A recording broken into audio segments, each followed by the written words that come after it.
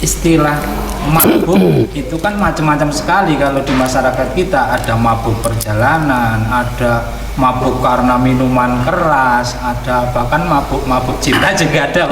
Ada mabuk jaran kepa. Monggo Mbah Yai. Mabuk, monggo jenengan mawon.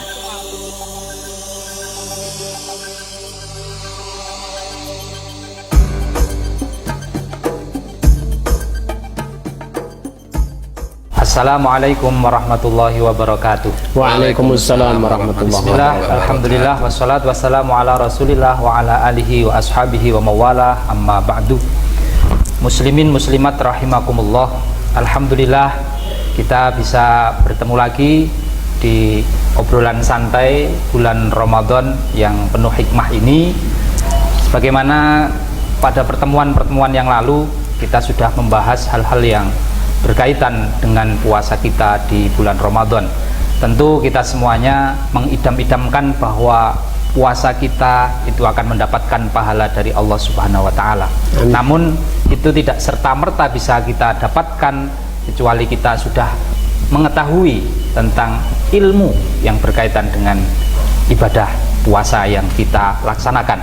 Untuk itu, menyambung dari pembahasan yang telah lalu, kita pada kesempatan ini akan membahas tentang hal-hal yang membatalkan ibadah puasa kita. Dan pada kesempatan yang berbahagia ini telah hadir di studio beliau narasumber kita, Bapak Kiai Haji Muhammad Ayub, dan juga kita kedatangan tamu yang istimewa. Beliau adalah Bapak Kiai Haji Nasihin Hamid. Assalamualaikum warahmatullahi wabarakatuh. Waalaikumsalam warahmatullahi wabarakatuh. Sugeng sedaya. Alhamdulillah. Alhamdulillah. Sehat. Kiai Ayub. Alhamdulillah sehat. Alhamdulillah. Karbo Putra sami sehat sedaya nggih. Alhamdulillah berkahipun kanca-kanca sedaya. Dangu mboten pinanggih Pak Kiai. Nggih, nggih.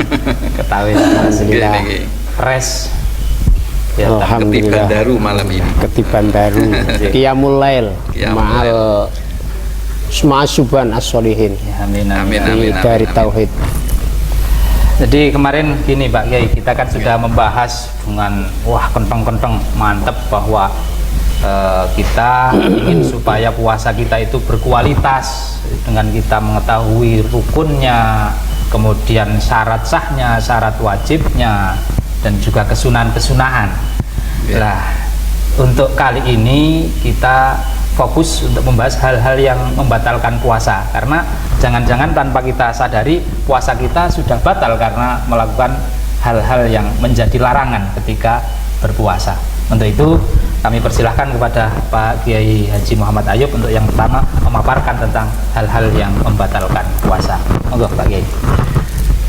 Ya, terima kasih Mas Aziz atas waktunya, dan sebelumnya kita telah kematurun sangat sugeng rawuh datang Mbah Kiai Nasihin. Nggih, sami-sami. Sampun kersa rawuh, masyaallah. Ketiban daru nih Mas Aziz. Malam ini tambah regeng. Kolo-kolo. Dan Mbah Kiai Nasihin menika juga salah satu dari musokhih Lembaga Basul Masaid BCNU Kabupaten Purworejo. Maka insya Allah badhe sareng-sareng menyempurnakan obrolan-obrolan kita malam ini. Ya. Insya Allah kita akan menyampaikan, ngobrolaken tentang masalah perkawis-perkawis atau sesuatu-sesuatu yang membatalkan puasa. Pertemuan kemarin kalau tidak salah kita sudah membahas tentang masalah mubtilatus shaum atau sesuatu yang membatalkan puasa. Itu ada dua bagian Mas Aziz. Ya.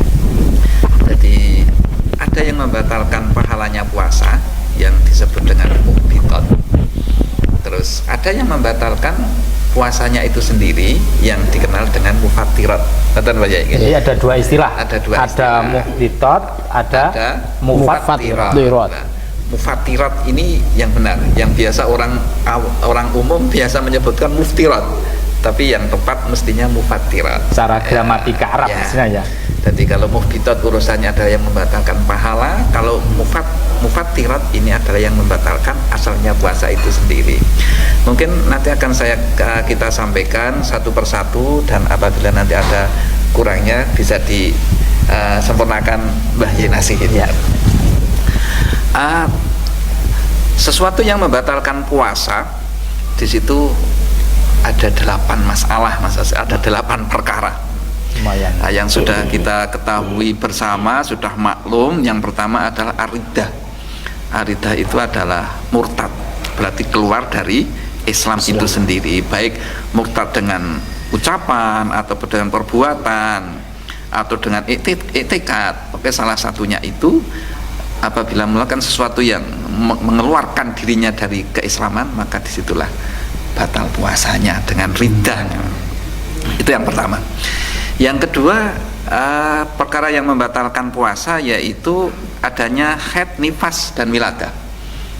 Yang kemarin sudah kita bahas bahwasanya haid, nifas, dan wiladah itu adalah syaratnya harus bebas bagi orang yang kepingin puasanya sah, atau syarat sahnya puasa itu kan harus bebas dari haid, nifas, dan wiladah. Maka ketika orang itu sudah berpuasa, lalu orang itu datang haid ataupun kedatangan haid ataupun nifas atau wiladah, maka secara otomatis puasanya menjadi batal. Gitu.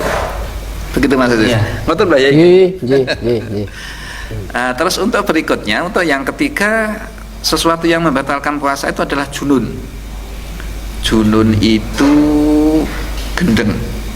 Gendeng itu edan. Ya, edan itu kecampuran jin. Apakah harus kecampuran jin? Majnunun kan? Majnunun kecampuran. Edan kita aja ya. Gila. Masya Allah, mau bilang gila kayak angel temen lah. Gila maksudnya sesuatu yang membatalkan puasa. Yang ketiga adalah apa? Gila. Dan masalah gila ini walau lahdotan itu sudah batal. Artinya walaupun hanya waktu yang sebentar saja, sekejap misalnya dalam satu hari itu gila 1 jam, lalu dia apa itu waras kembali lah, normal lagi, itu tetap sudah batal puasanya. Itu untuk apa? Gila ataupun junun. Junun, gila. Kembalikan dari syarat sahnya kemarin itu kan dia harus berakal gitu. Iya, betul. Kembalikan dari syarat sahnya ya otomatis tidak sah karena menjadi syarat sahnya tidak terpenuhi gitu Mas Aziz ya. Kemarin tentang masalah wajibnya atau syarat sahnya puasa itu kan harus berakal Mas Aziz ya. Berarti ketika akalnya hilang atau mukalafnya hilang termasuk junun itu, maka otomatis puasanya menjadi batal. Untuk yang berikutnya, yaitu yang keempat, itu ada disebutkan adalah igma. Igma itu tidak sadarkan diri, mungkin termasuk pingsan. Tidak sadarkan diri adalah pingsan semaput. Igma ya. Bilgin. Pakai gin. Al-igma. Apa itu yang gimana ayan itu? Bukan. Sebetulnya banyak orang yang mengartikan ayan, tapi saya secara pribadi tidak setuju. Kenapa? Karena Rasulullah itu dipun sebatakan mugma alaih. Fa ummiya alaihi. Ketika Rasulullah itu disebutkan, ketika Rasulullah itu pada gerah yang terakhir itu, maradul maut, gerah yang terakhir, kan Nabi diwudoni fa ummiya alaihi. Di mana nih kok ayan itu tidak pas. Boten pas. Maka yang pas adalah tidak sadarkan diri ataupun apa tadi? Pingsan. Pingsan. Nah, ini pengalaman juga untuk konco-konco. Banyak yang maknanya igma itu langsung ayan. Jadi boten pas banget ketika dimanakan apa? Ayan. Masuk Kanjeng Nabi ayan, enggak mungkin lah. Tapi mungkin di sisi lain bisa juga Pak Kiai, karena epilepsi ataupun ayan itu kan juga ada faktor pingsannya juga. Ya mungkin. Cuman tidak semua lafal igma bermakna ayan. Yang penting hilang ingatannya. Hilang ingatan. Terus sama dengan suker, bahasa suker itu adalah apa ya? Menurut kita di Jawa itu mabuk ya. Suker. Sin kecil. Sakron itu. Nah, sakron. Nah, ini agak beda dengan majnun tadi. Kalau majnun tadi walau lahdoh itu sudah membatalkan puasa. Artinya walaupun gilanya itu hanya waktu yang sedikit, yang sebentar, itu puasanya langsung batal. Tapi untuk igma dan suker ini ataupun pingsan atau apa namanya, suker itu apa namanya? Mendem. Nah, ini syarat membatalkannya itu apabila jami'an nahar. Artinya mulai dari fajar sampai maghrib dia tidak sadarkan diri. Kalau di dalam satu hari ini kok pernah mengalami sadar, walaupun sebentar saja, ini sudah sah puasanya. Sebentar Pak, ini istilah mabuk itu kan macam-macam sekali kalau di masyarakat kita. Ada mabuk perjalanan, ada mabuk karena minuman keras, ada bahkan mabuk cinta juga ada. Ada mabuk jaran kepa. Monggo Mbah Yai. Monggo jenengan mawon. Itu mabuk-mabuk yang dikendaki yang bagaimana? Ini adalah mabuk yang istilahnya mabuk-mabuk seperti apa ya? Mabuk yang merubah pikiran, artinya yang menutupi pikiran kita, menutupi daripada akal sehat kita. Bukan mabuk-mabuk kendaraan ataupun mabuk apa, tapi seperti mabuk ngoplo lah. Itu karena yang ya jadi yang mempengaruhi daripada akal sehat kita, itu yang termasuk membatalkan ketika katanya amma jami'an nahar, jadi satu hari penuh. Jadi dalam satu hari itu tidak mengalami afaqo, tidak mengalami sadar. Tapi kalau dalam satu hari itu mengalami sadar walaupun hanya 1 jam saja, itu sudah sah puasanya. Itu bedanya dengan tadi apa namanya? Gila. Itu. Terus untuk yang berikutnya yang membatalkan puasa itu adalah jima. Ini menarik itu. Jadi siapapun tidak mengenal usia ketika mendengar kata-kata jima itu langsung semangat Pak ya. Tapi kurang paham Pak. Jima itu apa sih sebenarnya? Jima ini adalah istilah Arab ya. Kalau Jawane mungkin ya bersetubuh. Itu bahasa Indonesia. Oh, bahasa Indonesia. Jawane kentru.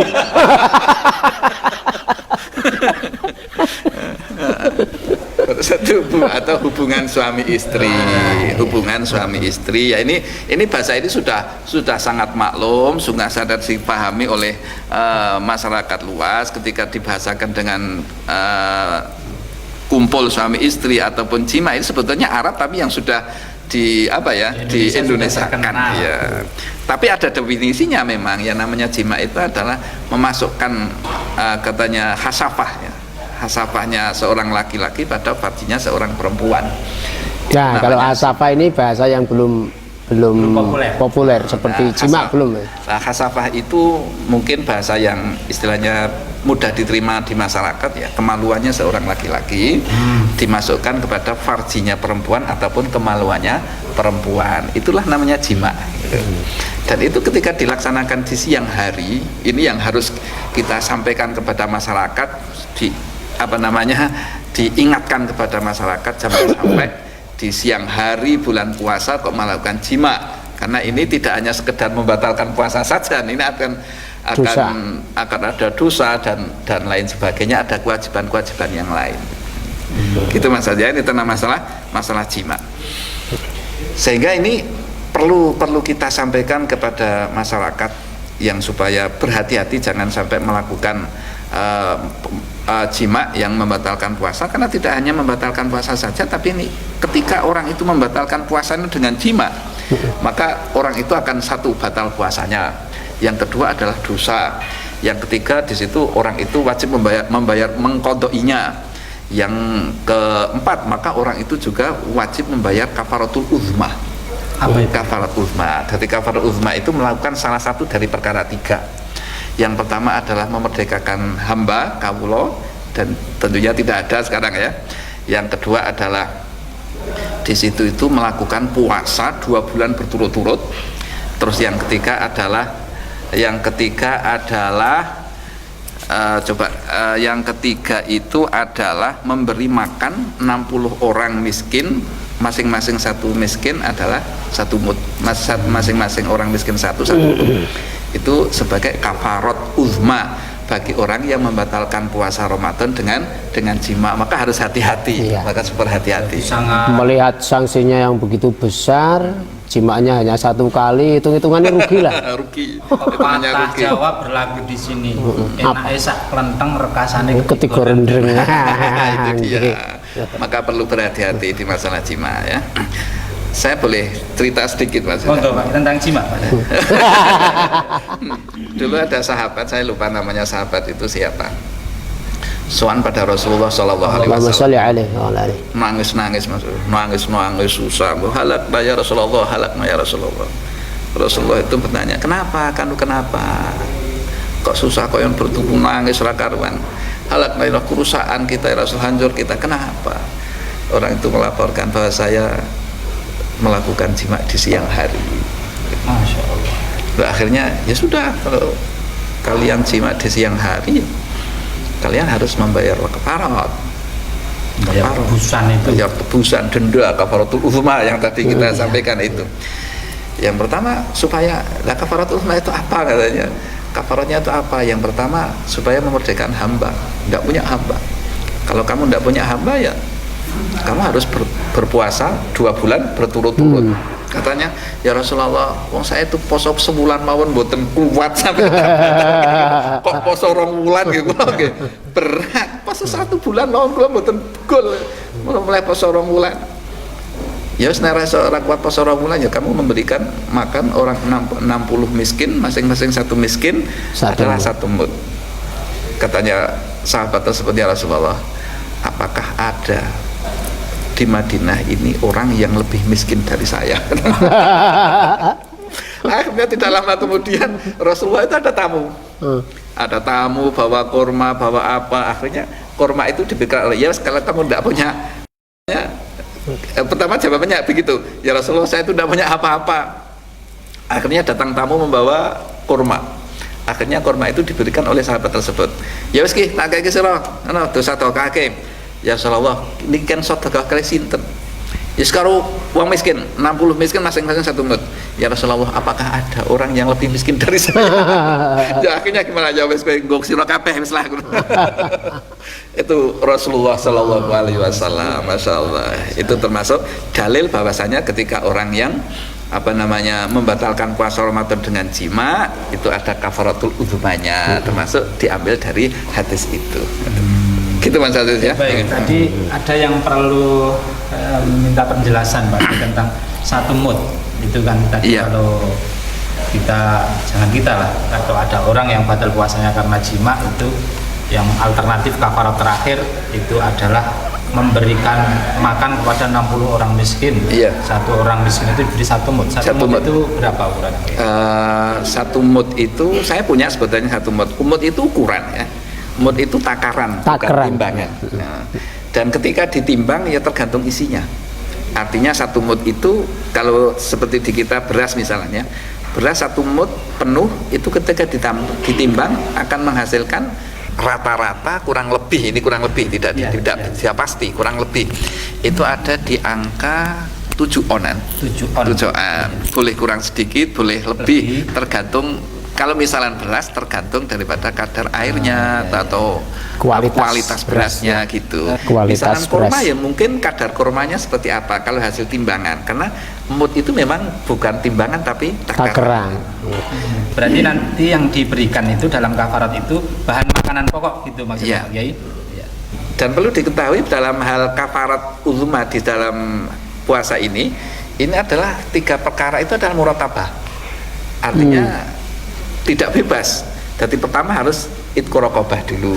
Kalau itu memang tidak mampu, tidak mungkin, maka lalulah urutan yang kedua yaitu puasa 2 bulan berturut-turut. Kalau puasa 2 bulan berturut-turut itu tidak mampu, baru yang ketiga namanya muratabah gitu. Berarti yang poin kedua, puasa 2 bulan untuk mengetahui mampu dan tidak mampu harus dilaksanakan puasa dulu berarti. Ya mestinya begitu. Berarti yang 60 orang miskin diberi per A-nya 1 mud itu setelah mencoba berpuasa, setelah melaksanakan puasa 2 bulan. Ternyata 2 bulan tidak goal, baru. Ataupun kalau tidak begitu, mungkin sudah ada vonis dari misalnya dokter ada hal lain yang menurut pendapat atau keputusan ahli kubroh, wah ini jelas tidak mampu untuk melakukan puasa 2 bulan dan lain sebagainya. Itu mungkin jadi tanpa ada istilahnya uji coba ya, seperti itu. Tapi dari cerita sahabat tadi saya jadi teringat dawuh yassiru wala tu'assiru. Itulah agama. Artinya apa? Ketika ternyata tidak ada orang yang lebih miskin daripada sahabat yang harus membayar kafarat tadi, Rasulullah ya sudah nggo kowe kabeh. Berarti betapa beliau memudahkan urusan agama itu. Seperti itu. Tapi tetap pakai step-step, pakai tahapan-tahapan. Tahapan. Artinya jangan sampai kita dalam beragama ini merasa diberatkan oleh Allah, jangan sampai. Tetap Allah la yukallifullahu nafsan illa wus'aha. Iya betul Pak ya. Cara istilah bahasa Jawanya gini, agama itu gampang, tapi aja digegampang. Gitu loh. Kita tidak boleh gegampang agama. Sebetulnya agama itu sudah yusrun. Sudah gampang. Gitu Mas Aziz ya. Baik Pak Kiai, jadi sebenarnya masih banyak lagi untuk hal-hal yang membatalkan puasa, namun karena keterbatasan waktu kita cukupkan sekian dulu sementara, besok kita sambung lagi Pak Kiai. Iya, gitu Mas Aziz. Sebelum saya tutup, ini di sini sudah disediakan minuman ala kadarnya Pak Kiai dari produk Fatnu. Ini mohon untuk Masya Allah. Ya. Terima kasih. Bismillah ta'ala. Apa ini Mas Aziz? Ini Baginu. Air minum Baginu. Masya Allah. Produk lokal ya. Produk dari Purworejo sendiri. Masya Allah. Maka kita orang Purworejo mestinya minumnya Baginu ya, karena ini adalah produk lokal. Berkah ayat Quran. Ini ada ilmunya. Berkah ayat Quran. Nusantara. Masya Allah. Luar biasa. Dan ini resmi ya Pak ya? Resmi. Sudah ber-BPOM, sudah ada label halalnya, lulus halal dan lain sebagainya. Ini Masya bisa Allah. dijual di luar negeri berarti? Bisa. Bahkan barcode-nya ini sudah internasional nih barcode-nya. Luar biasa. Nanti dicek di Arab Saudi sana bisa. Muncul ya. Kodenya ini. Berkah betul ini. Terima kasih. Saudaraku muslimin muslimat dimanapun Anda berada, netizen di dunia maya, tadi sudah kita dengarkan bersama pemaparan dari narasumber kita terkait hal-hal yang dapat membatalkan puasa, baik puasa di bulan Ramadan ataupun puasa-puasa di bulan lainnya. Dapat saya simpulkan dari apa yang tadi disampaikan bahwa untuk hal-hal yang membatalkan puasa, yang pertama adalah murtad atau keluar dari agama Islam. Kemudian yang kedua, haid, nifas ataupun juga melahirkan. Kemudian yang ketiga adalah hilangnya akal ataupun gila walaupun hanya sebentar. Kemudian yang keempat adalah pingsan atau mungkin bahasa mudahnya mabuk, hilang pikirannya akibat minum-minuman keras ataupun obat-obatan terlarang. Kemudian yang kelima adalah melakukan hubungan suami istri pada siang hari di bulan Ramadan ataupun kalau puasa biasa ya ketika puasa melakukan hubungan suami istri. Nah, dari saudaraku kaum muslimin muslimat, barangkali pernah ada yang mengalami hal ini ketika puasa, maka ini berakibat puasa Anda menjadi batal. Bagaimana supaya puasa Anda tidak batal? Ya harusnya kita mengetahui hal-hal yang membatalkan puasa. Untuk itu simak terus acara obrolan santai di bulan Ramadan bersama narasumber kita Bapak Kiai Haji Muhammad Ayub dan juga bintang tamu yang insya Allah besok juga akan hadir di kesempatan lain yang lebih berbahagia dan lebih baik lagi tentunya. Demikian yang dapat kami sajikan, mudah-mudahan bermanfaat untuk kita semuanya. Terima kasih Pak Kiai atas kehadirannya di studio. Cukup sekian, wallahul muwaffiq ila aqwamit thoriq. Assalamualaikum warahmatullahi wabarakatuh. Waalaikumsalam warahmatullahi wabarakatuh.